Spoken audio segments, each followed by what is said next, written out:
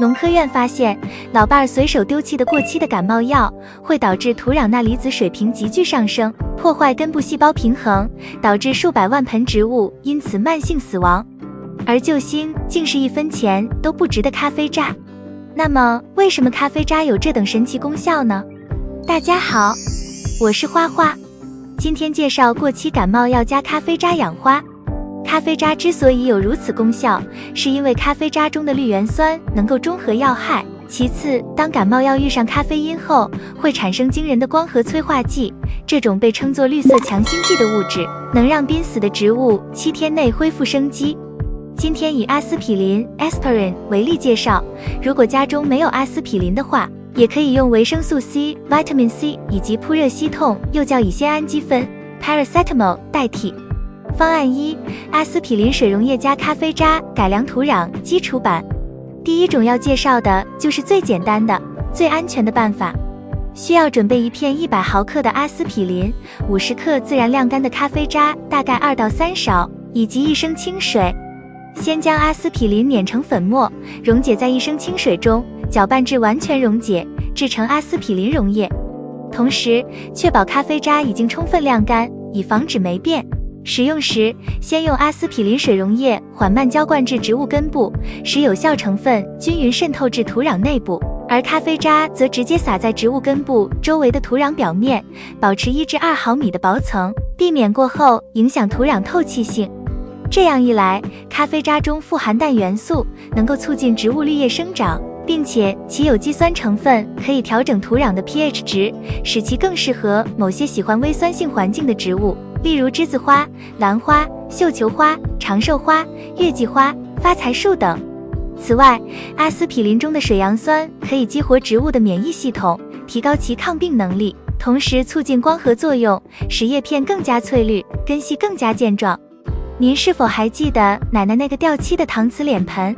当年他们用阿司匹林药片溶解的温水擦拭君子兰叶片，就像给孙辈抹雪花膏般仔细。如今我们用咖啡渣改良土壤，何尝不是传承着老一辈物尽其用的智慧？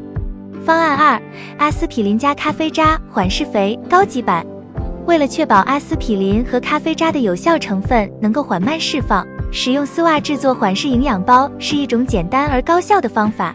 制作缓释包前，需要准备一片100毫克阿司匹林、100克晾干的咖啡渣、100克细土或腐叶土，以及1只旧丝袜。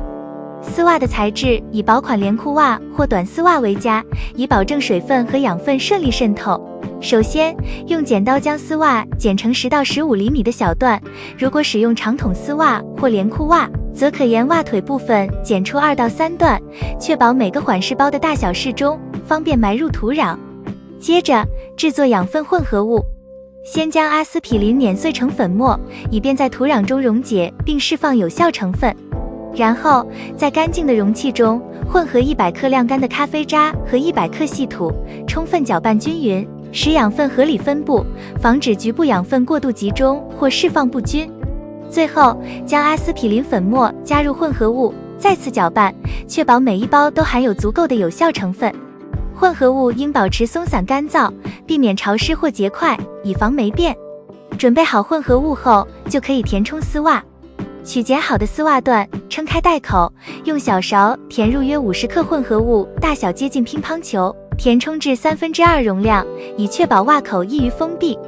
填充完成后，用细绳或橡皮筋扎紧袋口，防止混合物溢出。一般50克的混合物适用于18到20厘米的花盆。缓释包制作完成后，便可埋入土壤。埋藏深度建议为3到5厘米，既能保证养分充分渗透，又不会因水分蒸发过快而失去效果。盆栽植物使用缓释包，应放置在植物根部附近，但不直接接触主根，避免养分过度集中导致烧根。对于地栽植物，可在根部4周埋入2到3个缓释包，以优化养分吸收。通常每个缓释包可持续释放1到2个月，之后可以视植物生长情况更换新的缓释包，以保持稳定的养分供应。这种丝袜缓释包适用于月季、玫瑰、兰花、杜鹃、绣球花、天竺葵等观赏植物，以及番茄、辣椒、草莓等果蔬作物。看着这些丝袜缓释包，让我想起母亲总把破洞丝袜改成头绳。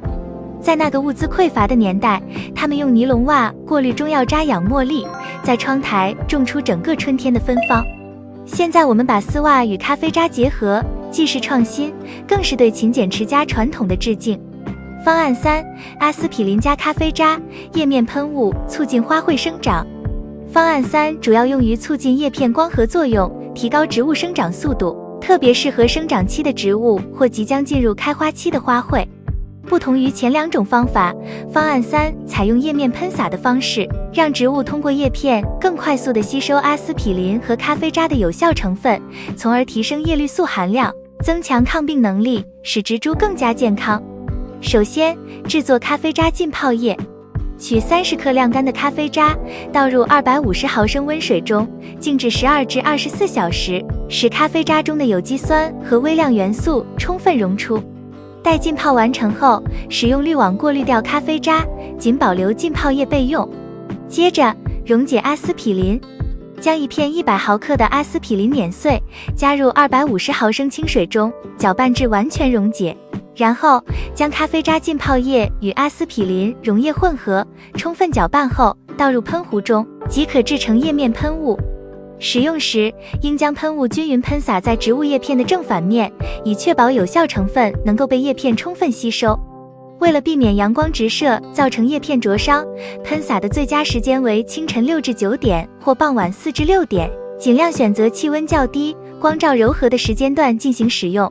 每2周使用一次，即可见到明显效果。此方法适用于月季、玫瑰、天竺葵、绣球花、杜鹃、兰花等开花植物，同时也适用于绿萝、吊兰、常春藤等观叶植物。此外，一些果蔬类植物，如番茄、辣椒、草莓，也可以使用这种喷雾，以提高光合作用效率，增强植株健康度。注意事项4：致命预警。如果使用过程中出现这3个信号：第一，叶片出现白霜，是药物结晶过量导致；第二，盆土散发阿司匹林味道，这是水杨酸中毒的信号；第三，新叶卷曲如高血压患者手指，这代表细胞脱水了，应立即执行抢救方案。可以使用隔夜浓茶冲洗根部，因为茶多酚有解毒的功效。在盆底埋入老拌的降糖药2甲双胍，可以调节碳氮比解毒。另外，如果有花剑或者花苞的，尽量剪掉，以减少植物的负荷。5. 重要注意事项：阿司匹林不能过量，高浓度可能导致植物细胞渗透压紊乱，影响根部吸收水分。建议1片阿司匹林兑1升水，每月施用1次，避免积累效应。咖啡渣要晾干后使用，避免直接铺在土壤表层太厚，否则可能导致发霉和根部窒息。如果湿的咖啡渣想直接使用，建议和细土搅拌稀释后再施加。叶面喷洒应避开阳光直射，烈日下喷洒阿司匹林加咖啡渣液可能会灼伤叶片。最佳喷洒时间：清晨6至9点或傍晚4至6点。以上就是今天介绍的内容，请像呵护绿植一样对待每一粒药，将它们交给社区药房的专业回收，既是对土地的温柔，更是对下一代的责任。